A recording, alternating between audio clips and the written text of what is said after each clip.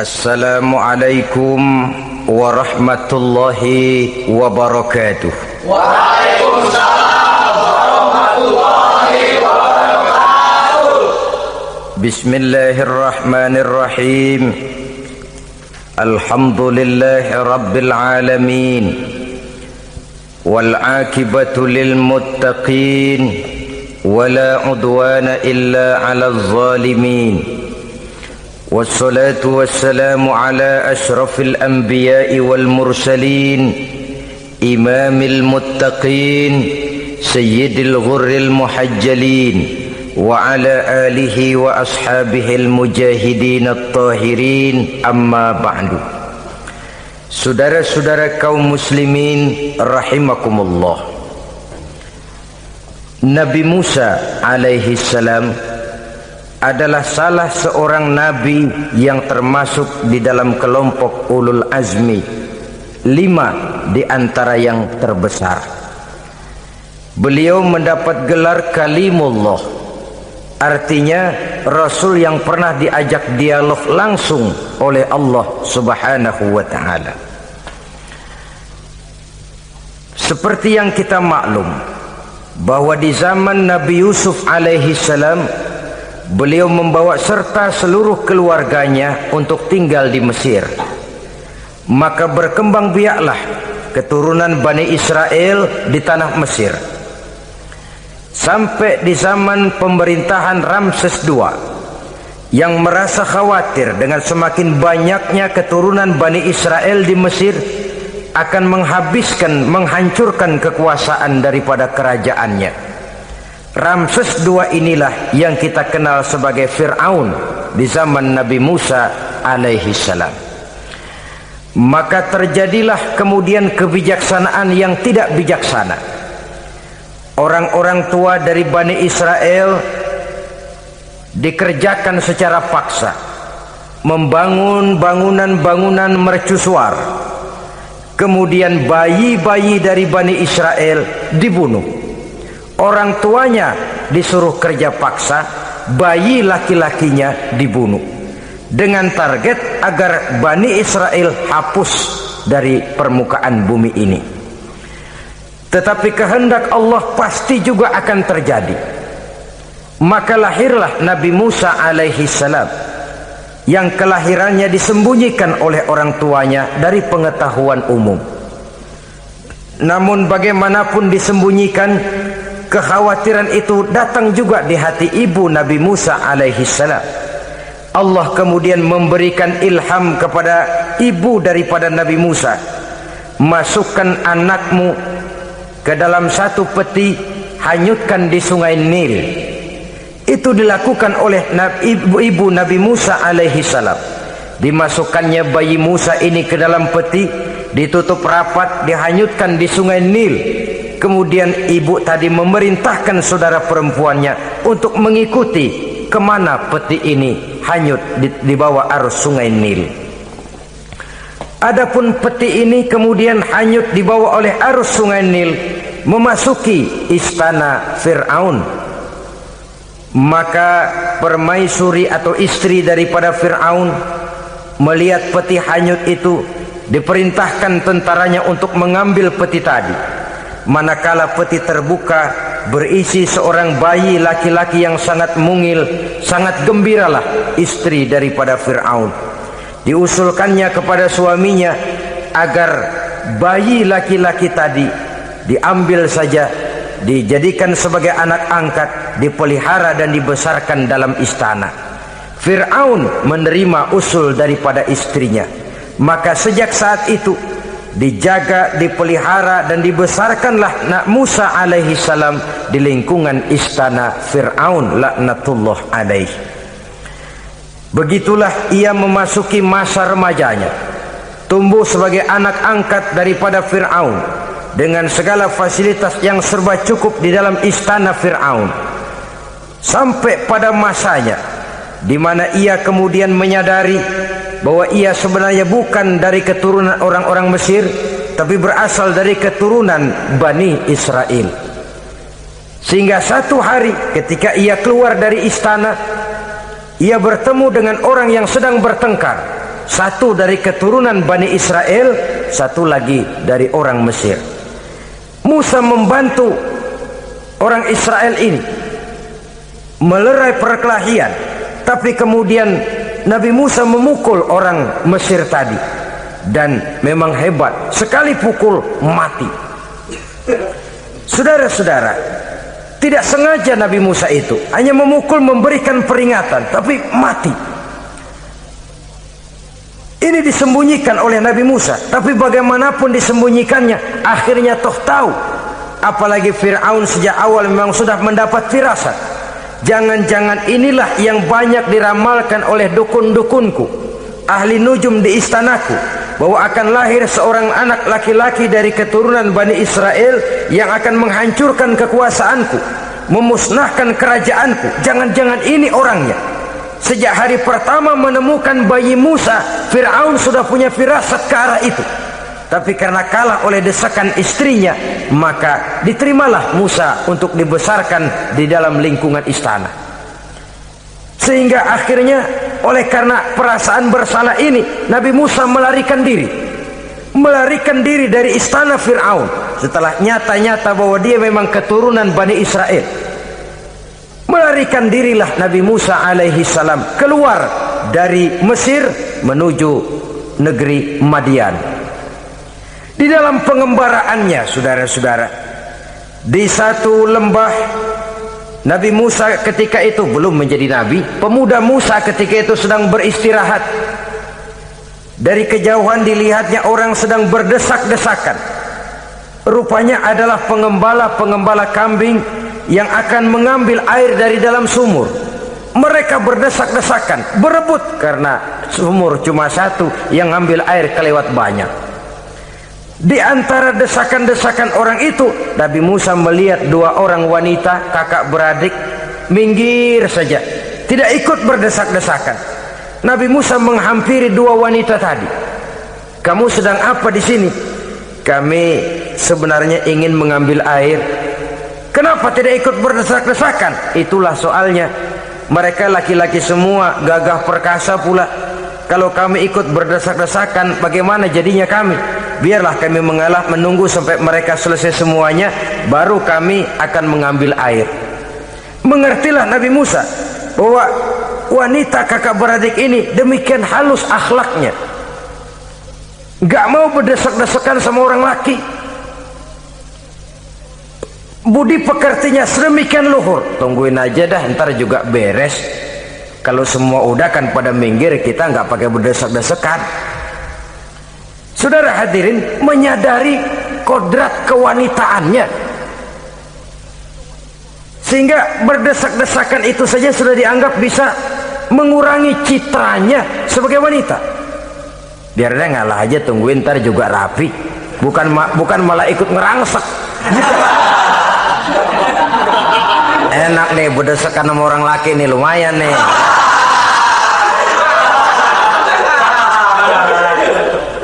Sepintas itu saja sudah cukup bagi Nabi Musa, pemuda Musa, untuk menilai akhlak daripada wanita itu tadi. Oh, kalau kamu nunggu begini aja lama, kata Nabi Musa. Sudah, sini saya tolongin. Diambil embernya, Nabi Musa ikut berdesakan. Karena Nabi Musa memang kuat badannya, gak lama sudah dapat air. Sodorkan ke sana. Si wanita segera tahu bahwa pemuda ini begitu baik budi pekertinya, mau menolong orang yang dalam kesusahan. Akhirnya, bagaimana kalau kamu ikut saja ke rumah saya? Bapak saya sudah tua, senang hatinya kalau kamu ikut ke rumah, kenalan sama bapak saya. Ayolah, berangkatlah. Dalam perjalanan, si wanita ini berjalan duluan, Nabi Musa di belakang. Kemudian Nabi Musa bilang, sebentar, saya duluan, kamu belakangan. Kenapa? Rupanya angin nakal bertiup menghembus pakaian si wanita, sehingga memberikan gambaran yang agak jelas tentang warna, bentuk, postur badan si wanita itu tadi. Sekarang Musa yang menunjukkan budi pekerti yang luhur, gak mentang-mentang ditiup angin. Nah, mumpung nih,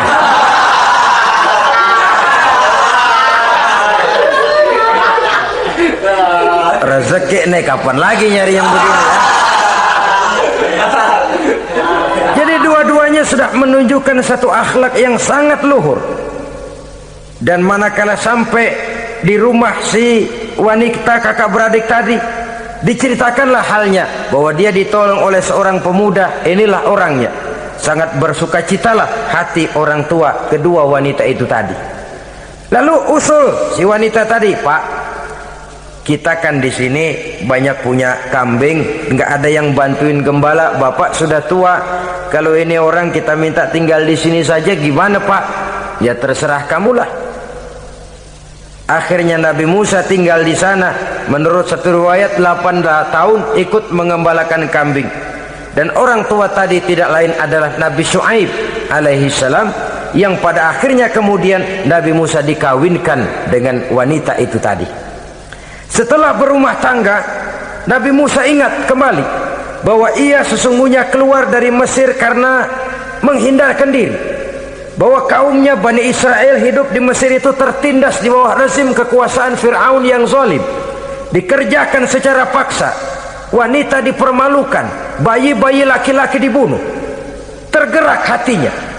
Dia sudah enak, punya mertua bijaksana, punya istri cantik, hidup tenang sebagai pengembala kambing, tapi nurani kebangsaannya berontak. Saya tidak boleh bersenang-senang sementara bangsa saya ditindas. Saya tidak boleh menari di atas bangkai saudara saya. Saya tidak boleh tersenyum di atas penderitaan saudara-saudara saya. Saudara-saudara saya Bani Israel merintih di bawah penindasan Fir'aun. Saya harus membebaskan mereka. Diceritakanlah hal ini kepada mertuanya. Wah, kalau pakai bahasa mertua, saya mau kembali ke Mesir. Untuk apa Musa? Untuk menyelamatkan saudara-saudara saya Bani Israel yang masih dalam cengkraman kezaliman rezim Fir'aun. Saya harus membebaskan mereka. Ya kalau memang itu tekadmu nak, berangkatlah. Bapak mengiringimu dengan doa. Berangkatlah Nabi Musa bersama istrinya.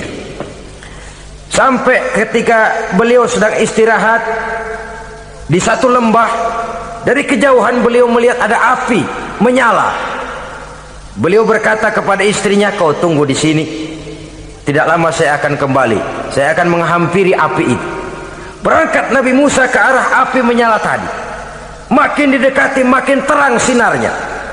Sampai kemudian terdengar suara, ya Musa, inni ana rabbuka fakhla' na'laik. Innaka bil wadil muqaddasi tuwa wa ana ikhtartuka fastami' lima yuha.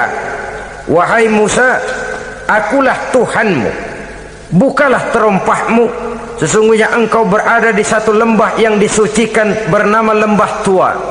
Aku telah memilihmu Musa, dan sekarang dengarlah apa yang diwahyukan kepadamu.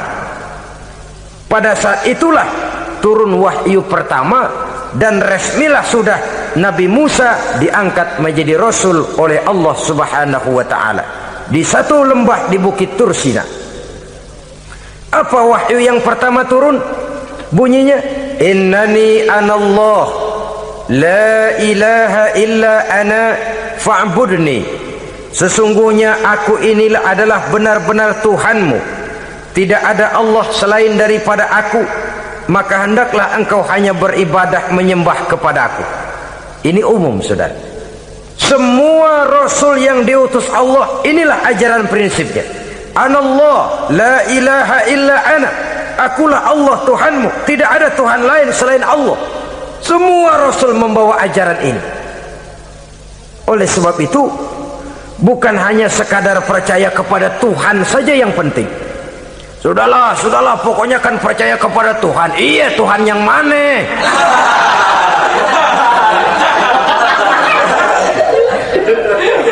Sebab kalau sekadar percaya kepada Tuhan, rasanya semua agama percaya kepada Tuhan. Begitulah orang Hindu percaya kepada Tuhan, tapi Tuhan menurut mereka Trimurti, Wisnu, Shiva, Brahma. Orang Buddha percaya kepada Tuhan, tapi Tuhan dalam pandangan mereka ada Tuhan kecil Hinayana, ada Tuhan besar Mahayana. Orang Majusi juga percaya kepada Tuhan, tapi Tuhan dalam pandangan mereka ada Tuhan kebaikan namanya Ahriman, ada Tuhan kejahatan namanya Ahura Mazda. Orang Nasrani juga percaya kepada Tuhan, tapi Tuhan kata mereka dalam bentuk Trinitas, Tuhan Anak, Tuhan Bapa, Ruhul Kudus. Ini semua Tuhan dalam pandangan mereka. Jadi kalau sekadar percaya kepada Tuhan, percaya kepada Tuhan, percaya kepada Tuhan, Tuhan yang mana? Itu yang prinsip. Itu yang prinsip. Sebab salah kita dalam mempercayai Tuhan, kita akan terjebak ke dalam penyakit kalau tidak kufur, syirik, dan dua-dua itu bapak moyangnya dosa.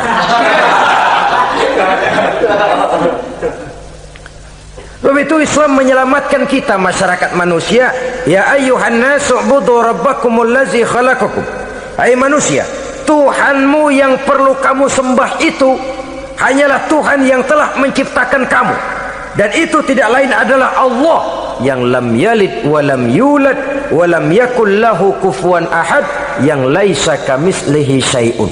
Ia tidak beranak, ia tidak diperanakkan, dan ia tidak bisa diserupakan dengan apapun. Dialah Allah itu.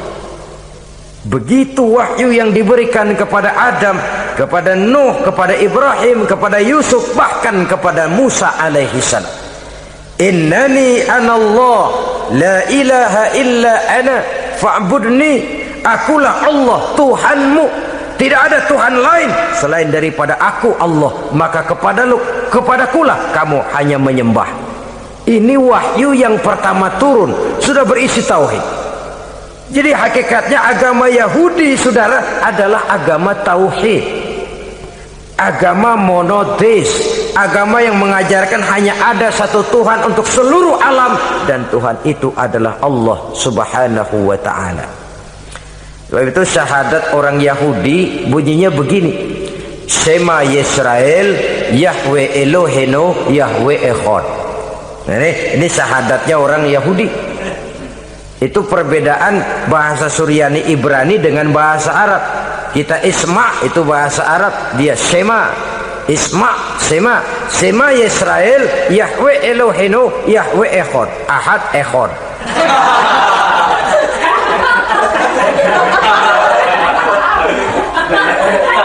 Maksudnya jelas, Shema Yisrael Yahweh Elohenu Yahweh Echad. Dengarlah hai Israel, Tuhan kita ialah Tuhan yang Esa. Yahweh kata mereka, Tuhan kita ialah Tuhan yang Esa. Esa tunggal, tidak beranak, tidak diperanakan. Kalau masih beranak, masih diperanakan, jangan Esa disebut, sebab dia masih berbilang, dan maha suci Allah daripada sifat berbilang. Jadi asas dari seluruh misi yang dibawa oleh Rasul yang 25 itu sama, tauhid inti ajarannya. Setelah tauhid, wa aqimis sholata li dzikri, dan dirikanlah solat untuk mengingat aku. Jadi solat pun diwajibkan kepada Nabi Musa. Cuma teknisnya yang berbeda. Bagaimana solat di zaman Nabi Musa, bagaimana solat di zaman Nabi Sulaiman, bagaimana solat di zaman Nabi Muhammad. Prinsipnya sama, solat, teknisnya yang berbeda. Di zaman Nabi Sulaiman konon solat itu tidak pakai ruku, tidak pakai sujud, diri saja. Makanya Nabi Sulaiman itu menurut riwayat meninggalnya dalam posisi berdiri. Artinya apa? Dalam keadaan solat beliau itu. Bukan diri ngejedek kayak kita nungguin bus, bukan.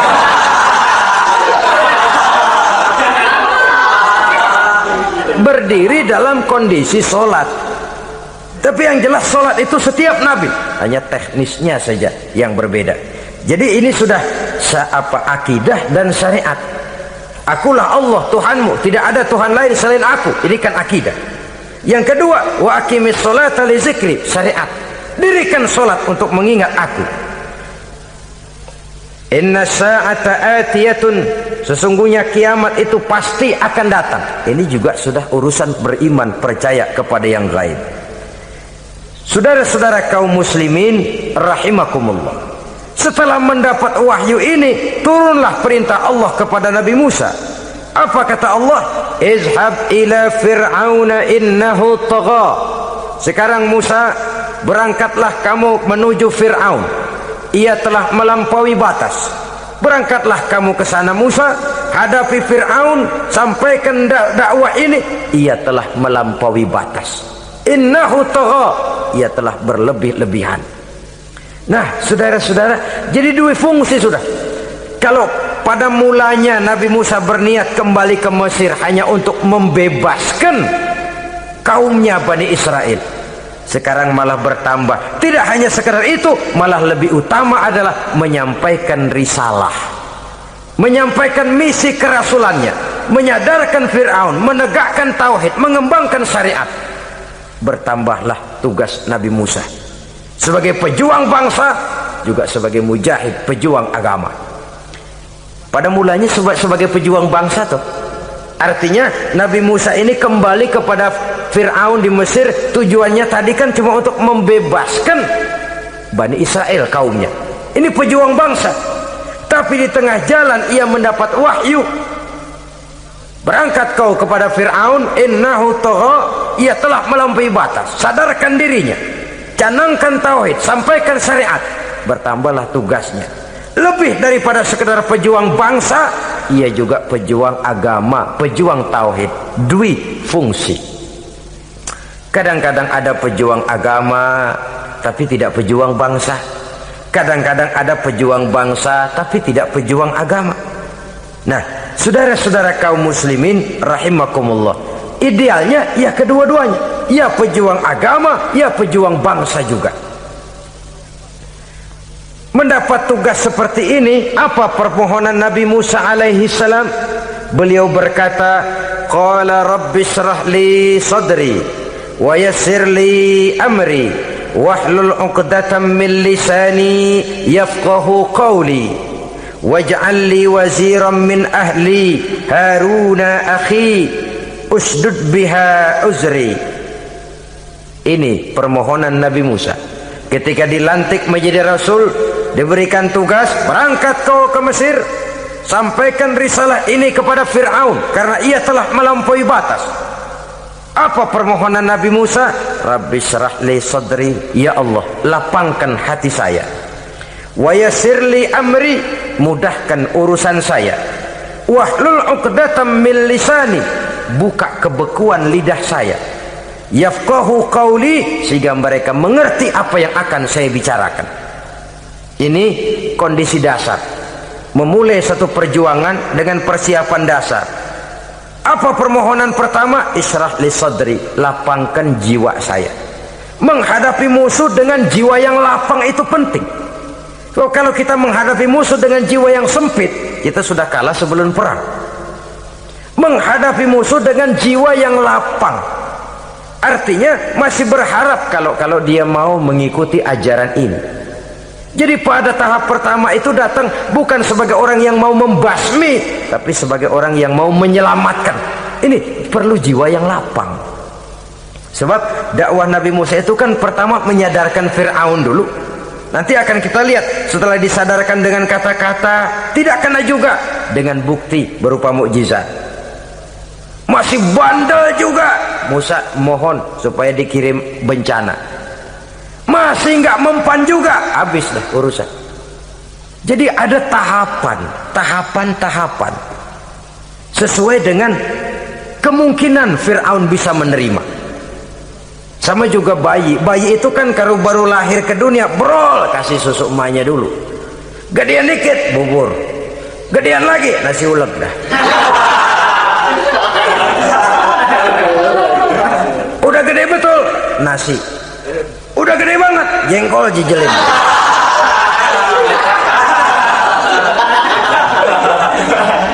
Jadi ada semacam tahapan. Kalau begitu lahir dikasih jengkol kan habis. Peringatan dulu. Setelah peringatan, bukti berupa mukjizat. Dihadapkan dengan sihir, menang mukjizat. Masih tidak mempan juga, teguran, dikirimkan azab, dikirimkan bencana. Masih tidak mempan juga, sudah ditenggelamkan oleh Allah di Lautan Merah. Itu akan kita ceritakan kemudian nanti. Jadi apa yang diminta oleh Nabi Musa, ya Allah lapangkan hati saya menghadapi Fir'aun ini, Fir'aun CS, Fir'aun, Haman dan lain-lain. Dan jangan lupa Fir'aun itu cuma ya hakikat tapi juga simbol. Hakikatnya memang ada yang namanya Fir'aun itu.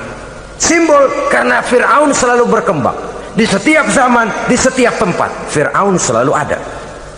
Cuma liciknya Fir'aun ini kemana dia pindah, ke situ dia ganti nama. Orang sering lupa, padahal isinya Fir'aun. Namanya bisa Hitler, namanya bisa Mussolini, namanya bisa Stalin, tapi isinya Fir'aun. Kemana dia tinggal, di situ dia ganti nama. Simbol dari kekuasaan yang terlepas dari kontrol iman. Simbol dari kekuasaan yang menyebabkan orang lupa diri dan lupa daratan. Dan sebenarnya mah Fir'aun mulanya cuman raja tuh, raja doangan dia. Cuman kelamaan jadi raja, kagak mau turun-turun. Akhirnya dia menganggap tidak ada yang lebih tinggi daripadanya. Apalagi ketika Nabi Musa datang mengajarkan ada Tuhan lain, yaitu ada Tuhan yang sebenarnya, yaitu Allah. Lah Fir'aun sampai kepada puncak kekurang ajarannya, memproklamirkan diri sebagai Tuhan. Ana rabbukumul a'la. Bukan karena kebodohannya sebenarnya, tapi karena gengsi kekuasaannya. Nah ini, gengsi kekuasaan ini sering menyebabkan orang overacting. Fir'aun bukan bodoh, bukan. Fir'aun bukan tidak tahu kalau Musa itu benar, tahu. Fir'aun bukan tidak ngerti kalau itu mukjizat, sihir kalah, tahu. Tapi gengsi kekuasaan. Gua kan raja, masa di depan rakyat tunduk sama Musa? Gengsi dong.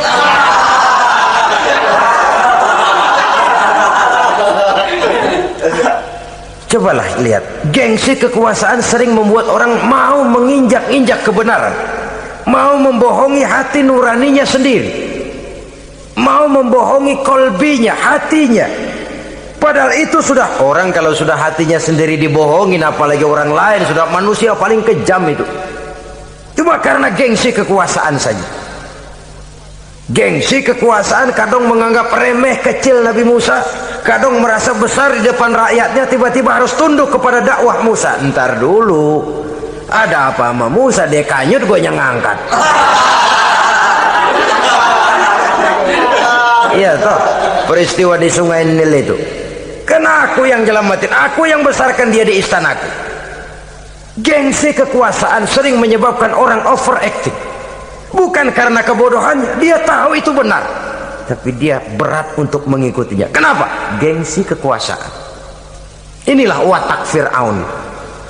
Oleh sebab itu Nabi Musa minta, ya Allah, lapangkan hati saya menghadapi orang kayak Fir'aun ini. Wa yassirli amri, dan mudahkan urusan saya.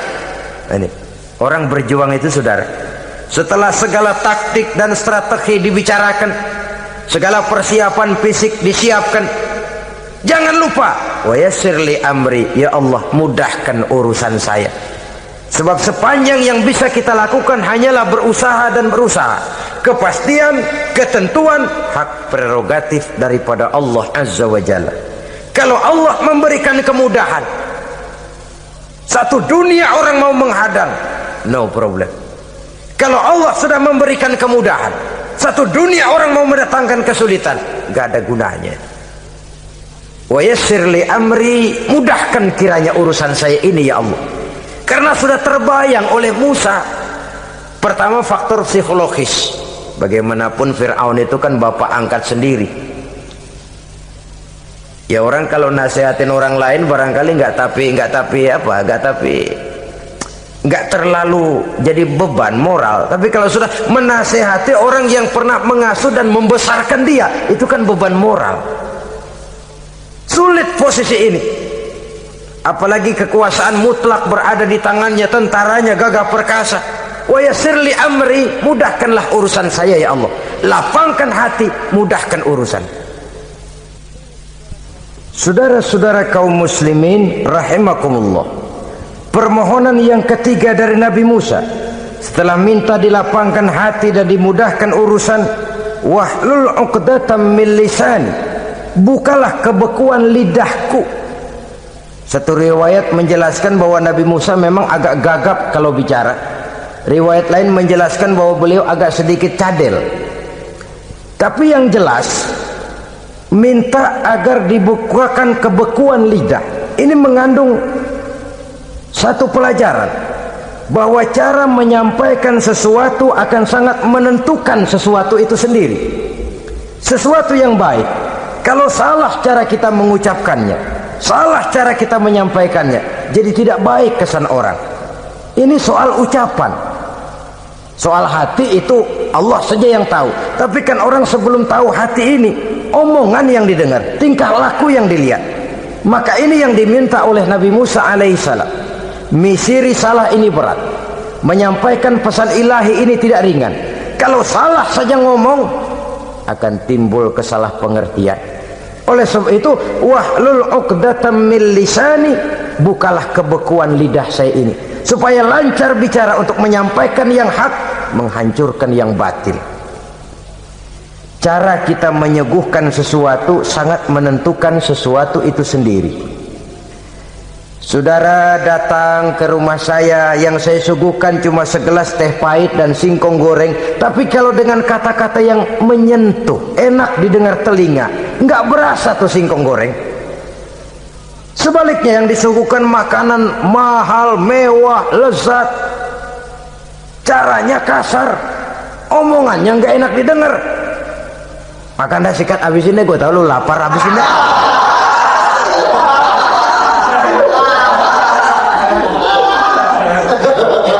Rasanya biar lapar juga nahan juga gitu. Apa itu? Bukan makanannya yang tidak enak, bukan kita nggak doyan, bukan, caranya itu loh, caranya. Nah, Islam ini agama yang baik. Kalau disampaikan dengan kata yang tidak baik, akan timbul, oh Islam kok gitu ya. Nah ini yang tidak diinginkan oleh Nabi Musa. Wahlul 'uqdatam min lisani. Kita begitulah dalam kehidupan ini, kadang mendengar satu ceramah bisa berurai air mata, bisa histeris, bisa gembira. Kenapa? Kepandaian orang menyampaikannya. Bicara dia 2-3 jam, rasanya baru 5 menit, baru sebentar kok tahu-tahu sudah selesai. Ada yang udah setengah jam, baru seperempat jam ngomong, udah rasanya udah kayak 3 jam.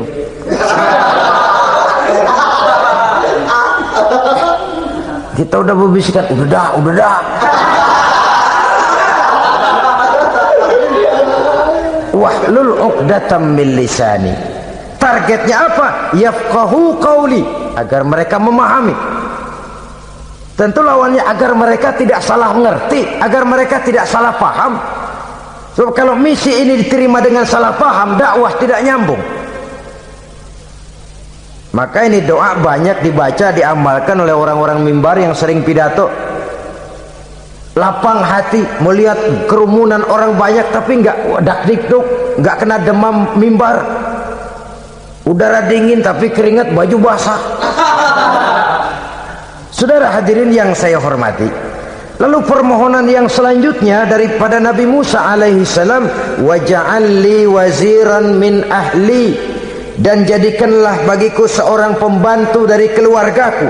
Siapa? Haruna akhi, dia tidak lain adalah saudaraku Harun. Usdud biha uzri, akan saya limpahkan kepadanya segala beban-beban yang saya derita. Artinya orang berjuang perlu teman, nggak bisa sendirian. Nggak, bagaimanapun hebatnya kita tetap memerlukan bantuan daripada orang lain. Sendiri memang lebih baik daripada berteman orang jahat, tapi berdua lebih baik daripada sendiri. Bertiga lebih baik daripada berdua. Makin banyak makin baik. Untuk satu persoalan yang besar memerlukan kebersamaan. Begitulah Nabi Musa memberikan contoh. Saya tidak bisa berjuang sendiri, saya minta dibantu oleh saudara saya Harun. Jadikan dia pembantu saya, tempat saya membagi suka dan duka dalam perjuangan ini, tempat saya bercerita, tempat saya mengeluh, tempat saya melarikan persoalan. Sebab beban hati itu akan berkurang kalau kita ada tempat kita bercerita. Nah, saudara-saudara, berangkatlah Nabi Musa ke Mesir, kemudian mulai menyampaikan dakwahnya kepada Fir'aun laknatullah alaih. Fir'aun mendengar Musa datang kembali, kemudian terjadilah forum dakwah itu. Apa kata Fir'aun? Musa, kamu kemana saja? Saya pergi ke Madian. apa yang kamu lakukan? Begini, begini, begitu. Kamu melarikan diri? Pada mulanya iya. Dan sekarang apa maksud kamu datang kembali ke Mesir? Semula saya ingin membebaskan kaum saya Bani Israel. Lalu saya kemudian menerima wahyu dari Allah. Ditugaskan, diperintahkan langsung oleh Allah Sang Maha Komandan untuk datang menemui Tuhan, menyadarkan Tuhan dari kesesatan selama ini. Siapa Allah itu Musa? Allah adalah Tuhan saya dan Tuhan-Tuhan juga dan Tuhan seluruh alam ini. Baru nih Musa, saya baru dengar nih ada yang begini nih. Tuhanlah pakai nggak kelihatan, Tuhanlah cuma satu, yang Tuhannya banyak aja masih kelaparan.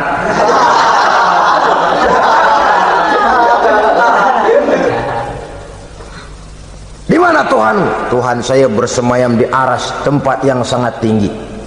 Hei Haman, kata Fir'aun kepada Perdana Menterinya, bikin menara yang tinggi.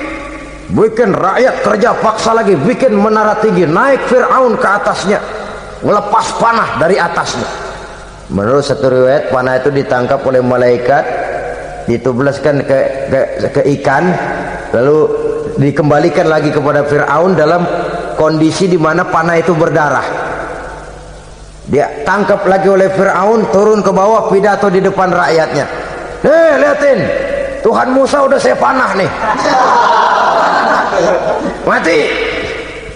Saudara hadirin yang saya hormati, dengan segala macam dalih Fir'aun mencoba mengingkari dakwah Nabi Musa alaihi salam. Baiklah Musa, andai kata kamu benar, apa buktinya? Tuhan mau apa? Kamu sanggup menandingi tukang sihir saya? Insya Allah. Ayo kumpul tukang sihir, kumpul. Kumpulkan tukang sihir, dilepaskan tali-tali kecil, berubah jadi ular mengejar Musa. Musa oleh Allah difirmankan, lemparkan tongkatmu Musa. Musa melemparkan tongkatnya. Tongkat Musa kemudian berubah menjadi ular besar yang menerkam ular-ular kecil tadi. Habis itu ular kecil ciptaan tukang sihir Fir'aun. Begitu hebat mukjizat yang diberikan Nabi Musa, dan Fir'aun tahu itu mukjizat, tapi dia ingkar juga, tidak mau beriman. Sudah nyata bukti, sudah jelas saksi, dia tetap ingkar. Akhirnya Nabi Musa berdoa memohon kepada Allah, Rabbana innaka ataita fir'auna wa mala'ahu zinatan wa amwalan fil hayatid dunya. Wahai Allah, sungguh engkau telah memberikan kepada Fir'aun dan para pembesarnya zinatan, segala macam perhiasan, wa amwalan, dan segala macam harta benda, fil hayatid dunya, di dalam kehidupan dunia ini. Rabbana liyudillu an sabilik, semuanya hanya menyebabkan mereka jadi sesat dari jalanmu. Rabbana tmis ala amwalihim, ya Allah binasakanlah mereka di dalam hartanya. Wasdud ala qulubihim, tutuplah pintu hatinya. Fala yu'minu hatta yarawul azabal alim, mereka tidak akan beriman sampai mereka melihat azab yang sangat pedih. Sudah dibuktikan dakwah baik-baik tidak mempan, bukti berupa mukjizat tidak kena, sampai dikirimkan teguran berupa berbagai macam bencana masih tidak juga beriman. Akhirnya Nabi Musa memutuskan, kalau begitu menyelamatkan kaum dululah. Kaumnya Bani Israel dibebaskan dari perbudakan, dibawa oleh Musa keluar dari Fir'aun, dari Mesir, dikejar oleh Fir'aun. Dalam pengejaran ini sampailah Nabi Musa di tepian Laut Merah. Buntu, depan laut, belakang tentara Fir'aun. Maju kecebur, mundur kepergok musuh, nggak ada pilihan lain. Dalam kondisi seperti ini, Allah subhanahu wa ta'ala berfirman kepada Musa, lemparkan tongkatmu ke laut, hai Musa. Musa melemparkan tongkatnya ke laut, terjadilah mukjizat. Laut terbelah, jalan muncul ke permukaan laut. Lewat Musa di jalan itu, Fir'aun terus mengejar. Ketika Musa sampai di tepian sebelah sana, Fir'aun masih di tengah jalan.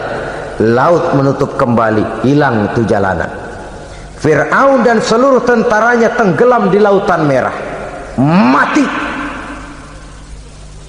Pada saat kondisi seperti itulah Fir'aun dalam keadaan menghadapi sakaratul maut, napas cengap-cengap, hampir putus di leher, berkata dia, amantu bi Rabbi Musa wa Harun.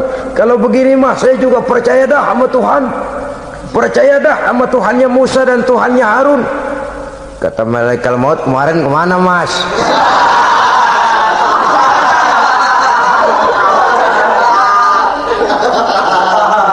Sudah gini hari baru mau percaya, terlambat. Akhirnya Fir'aun mati, tapi badannya utuh. Allah berjanji, wa kadzalika nunajjika bi badanika litakuna liman khalfaka ayah. Kami selamatkan badanmu Fir'aun agar menjadi pelajaran bagi orang-orang sesudah kamu nanti. Fir'aun mati tapi badannya selamat terdampar di tepi pantai oleh rakyat Mesir. Wah, ini raja kita nih, raja kita, ketemu hidup mati.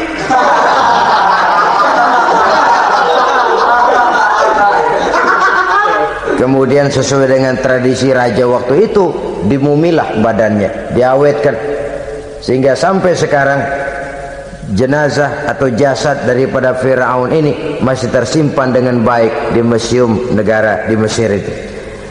Saudara-saudara kaum muslimin rahimakumullah, jadi satu hal yang bisa kita ambil pelajaran daripada riwayat perjalanan dakwah Nabi Musa ini, bahwa dakwah menyampaikan risalah memang bukan jalan lurus dan licin bertabur bunga di kanan kirinya. Dakwah menyampaikan pesan agama, jalannya berliku, berbelok, menanjak, menurun, banyak onak dan duri di sekelilingnya. Yang paling makan hati adalah apabila sudah berdakwah kepada penguasa yang zalim, seperti halnya Fir'aun ini. Bagaimanapun ia punya kekuasaan, ia punya tentara, ia bisa menghitamkan yang putih, ia bisa memutihkan yang hitam. Kalau bukan iman yang jadi landasan moral dalam perjuangan, orang mudah frustasi. Kalau berdakwah kepada rakyat kecil, resiko kurang. Kalau berdakwah kepada para pengusaha, resiko kurang. Kalau berdakwah kepada kelompok-kelompok yang tidak memegang kekuasaan, resiko kurang. Tapi kalau sudah kelompok memegang kekuasaan, yang tersinggung gengsi kekuasaannya, disitulah resikonya sedemikian besar. Ini yang dihadapi oleh Nabi Musa alaihi salam. Tapi yang dijalaninya dengan tabah, dengan tekun. Karena kebenaran memang bisa ditekan, tapi satu hal yang jelas, kebenaran sama sekali tidak akan bisa dikalahkan. Buat sementara dia bisa ditekan, tapi lambat atau cepat dia pasti akan muncul ke permukaan, dan kebenaran jugalah yang akan tampil sebagai pemenang. Sebenarnya kurang apa Fir'aun? Kekuasaan mutlak berada di tangannya. Seluruh menteri-menterinya adalah pendukungnya belaka. Rakyat dipaksa untuk takut dan taat kepadanya. Dia adalah kekuasaan tunggal di Mesir. Sementara kaum Bani Israel berada di bawah penjajahannya, penindasannya, kesewenang-wenangannya. Dan bahkan ketika Nabi Musa sudah menyampaikan dakwahnya, Fir'aun malah sempat mengungkap jasa. Musa, kamu kok sekarang bisa begitu? Enggak ingat ya dulu kamu hanyut di sungai Nil, istri saya kan yang angkat, saya yang besarkan di istana saya. Kok sekarang kamu bisa ngelawan saya sih? Ini biasa. Apa jawab Nabi Musa? Kenikmatan yang kau berikan kepada saya belum seberapa ketimbang penghinaanmu kepada kaum saya Bani Israel. Jangan kau menyangka Fir'aun, kalau saya kau bikin senang, saya lalu akan mau mengkhianati bangsa saya sendiri. Tidak. Sama sekali kesenangan yang kau berikan kepada saya tidak akan menutup mata saya dari kondisi yang dihadapi oleh kaum saya, oleh umat saya. Mereka tersiksa, mereka menderita, mereka merana. Haruskah saya lupakan mereka cuma karena saya sudah tinggal di istanamu, engkau yang membesarkan? Padahal kau pun membesarkan saya bukan karena kemauanmu, desakan daripada istrimu. Jangan ngitung-ngitung jasa Fir'aun. Andai katamu jasamu ada kepada saya, belum seberapa ketimbang penghinaanmu kepada bangsa saya Bani Israel. Di situ Nabi Musa menunjukkan sifat nasionalisme yang sangat tinggi, rasa nasionalisme yang sangat mendalam. Kadang-kadang kan orang ya seperti di zaman penjajahan Belanda, karena diangkat jadi tuan tanah, bangsanya sendiri diinjak-injak. Karena diangkat jadi centeng dikit dah kumis mbaplang dah bukan main. Bangsanya sendiri diinjak-injak. Fir'aun mengingatkan ini, kalau cara kita lo gede di sini, makan di sini, segala macam di sini dah, masa lupa kacang sama kulitnya. Kasarnya mah lu bisa begini nih Musa, nih gue yang rawatin lu. Saya yang menjagamu, mengangkatmu dari sungai Nil. Masa sekarang sudah gede begini kamu mau berhadapan dengan saya? Punya pikiran dong dikit kalau cara kita. Mikir dong, mikir. Dulu lagi kanyu di Nil, siapa yang angkat? Musa tidak membantah. Betul itu Fir'aun, betul. Tapi apalah artinya semua itu ketimbang penghinaan yang engkau berikan kepada bangsa saya? Saya tidak mungkin menari-nari di atas bangkai umat saya. Saya tidak mungkin bersenang-senang di atas penderitaan kaum saya. Dan saya tidak mungkin senyum ceria di atas derita daripada kaum saya. Dengan tidak melupakan jasamu, saya tidak akan merubah pendirian saya. Saya ingin membebaskan penjajahan. Saya ingin membebaskan kaum saya Bani Israel dari belenggu penindasan. Kalau engkau sudah tidak mau mendengar dakwah yang saya sampaikan, tidak mau bertuhan Allah, tidak mau menyembah kepadanya, tetap dengan keangkuhan dan kesombonganmu sekarang ini, okelah, berjalanlah dengan keyakinanmu. Tapi saya harus membebaskan kaum saya Bani Israel. Saudara-saudara kaum muslimin rahimakumullah, itulah jalan dakwah, jalan menyampaikan risalah agama, risalah Islam. Sekali lagi, bukan jalan lurus bertabur bunga. Tapi agama memberikan ajaran, balighu anni walau ayat, sampaikan dari aku walaupun cuma sekedar satu ayat saja. Tugas ini memang mulia tapi berat. Tugas ini memang terhormat tapi penuh resiko. Ya kalau menyampaikan asal sekedar menyampaikan, sudahlah pokoknya nyampaikan, percaya syukur kagak, udah dah. Bukan cuma sekadar itu, ada semacam tanggung jawab moral. Maka kondisi dasar yang dilakukan oleh Nabi Musa, permohonan yang tadi itu, ya Allah lapangkan hati saya. Jalan ini penuh onak dan duri, berliku, menanjak, menurun, banyak halangan, tentangan, rintangan dan fitnahan. Kemudian mudahkan urusan saya. Menentang kekuasaan Fir'aun bukan perkara ringan, bukan urusan main-main. Menentang raja yang sedang berkuasa, kekuasaannya mutlak, otoriter pula, diktator murni Fir'aun itu. Mudahkan urusan saya menghadapi jalan ini ya Allah. Karena tidak mungkin menurut otak, mana bisa kata kebiasaan, impossible kata rasio. Kalau Allah mau memudahkan, semua jalan akan terbuka dengan mudah. Tapi kalau Allah yang mempersulit, bagaimanapun matangnya perhitungan strategi, taktik, rencana, program, planning, kalau Allah mempersulit, jalan itu akan jadi buntu jadinya. Oleh sebab itu maka persiapan zahir harus diimbangi dengan persiapan batin untuk menegakkan sesuatu yang hak, menghancurkan sesuatu yang batil, sebagaimana yang dilakukan oleh Nabi Musa alaihi salam ini. Dan segala macam tantangan dihadapi oleh Nabi Musa. Kau menyampaikan risalah bahwa engkau Rasul, ya. Kau punya bukti, siap. Apa buktimu? Ini, tongkat dilempar jadi ular, tangannya dimasukkan ke saku baju, lalu dikeluarkan bersinar gemerlapan, lebih sinar dari lampu merkuri. Sampai Fir'aun silau dibuatnya bersudah Musa, sudah, masukkan tanganmu lagi, masukkan tanganmu lagi. Dia tahu, dia sadar itu bukan sihir, tapi lagi-lagi gengsi kekuasaannya. Sehingga pantas kalau Nabi pernah bersabda, afdalul jihad kalimatu haqqin inda imamin jair. Jihad yang paling besar adalah mengucapkan kebenaran di depan penguasa yang zalim. menyampaikan kebenaran di hadapan penguasa yang zalim. Tapi kan berat, saudara, sulit, apalagi kalau belum apa-apa udah ngeri. Udah jangan dah.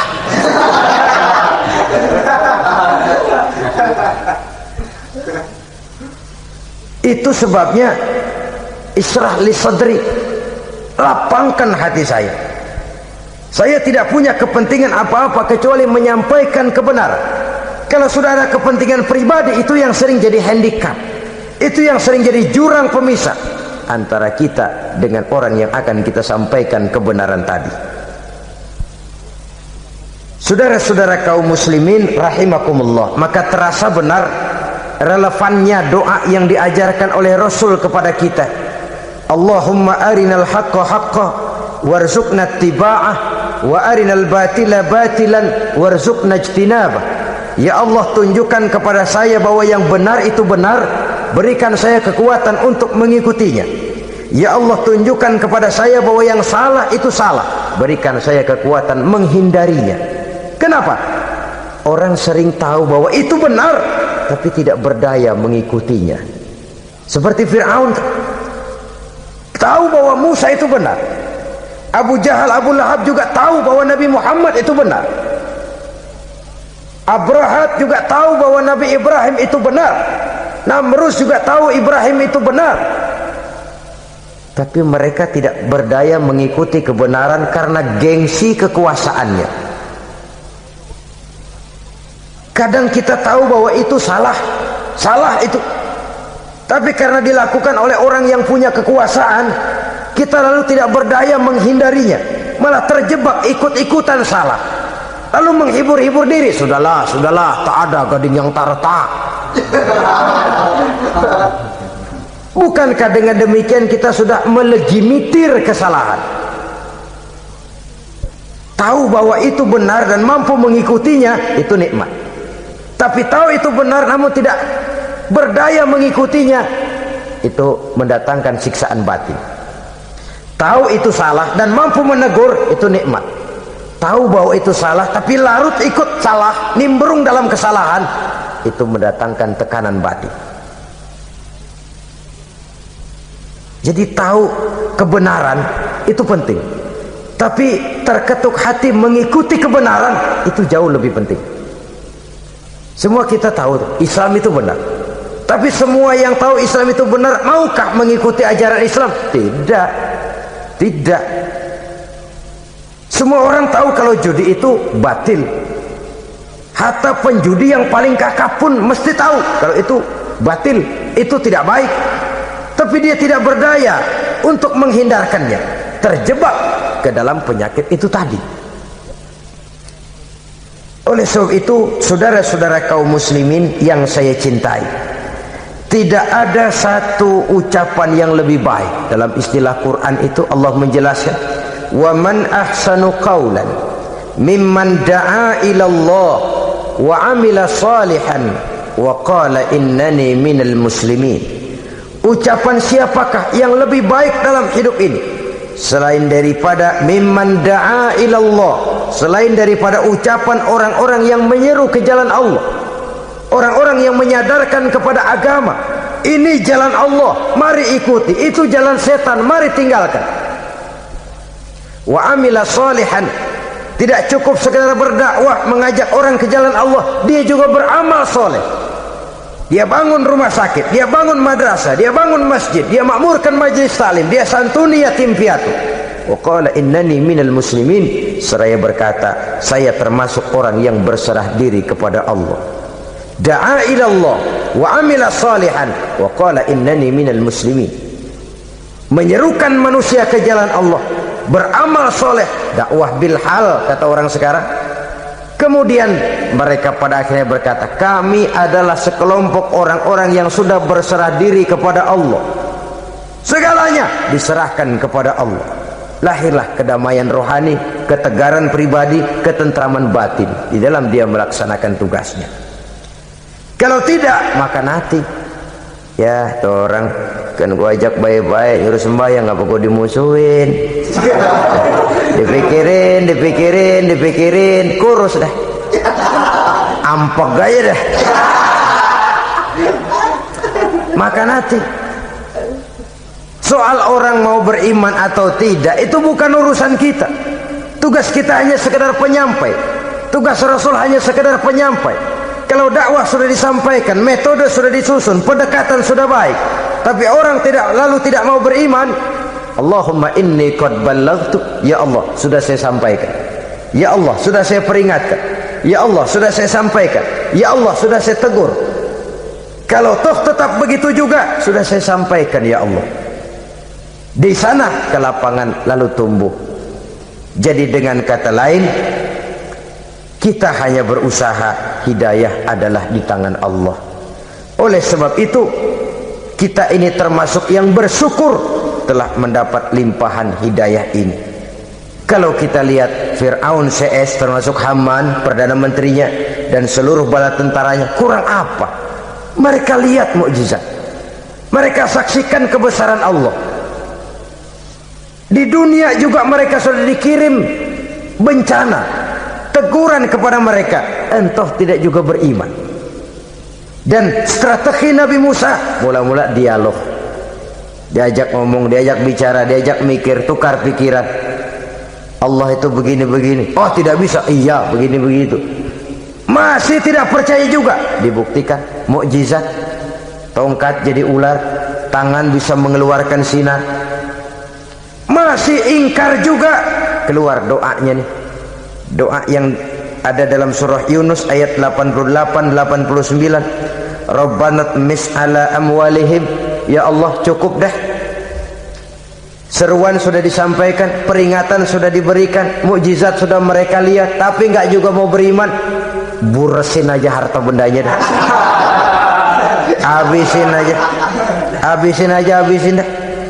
Dikasih perhiasan kehidupan dunia, innaka ataita fir'auna wa mala'ahu zinatan wa amwalan, dikasih harta, kesenangan dunia, bikin sesat, habisin aja dah. Wastud ala qulubihim, hatinya empat dah. Udah dipatri, udah nggak mempan apa-apa, udahlah ya Allah. Wala yu'minu hatta yaraul azabal alim, rasanya mereka memang nggak bakalan mau beriman kalau belum melihat azab yang sangat pedih. Dan memang setelah timbul tenggelam, napas mau sekarat, baru beriman, terlambatlah sudah. Nah, saudara-saudara kaum muslimin rahimakumullah, bagaimana akhir daripada perjalanan Nabi Musa ini, insya Allah akan kita bicarakan pada pertemuan berikutnya. Terima kasih atas perhatian saudara. Mohon maaf atas segala kekurangan.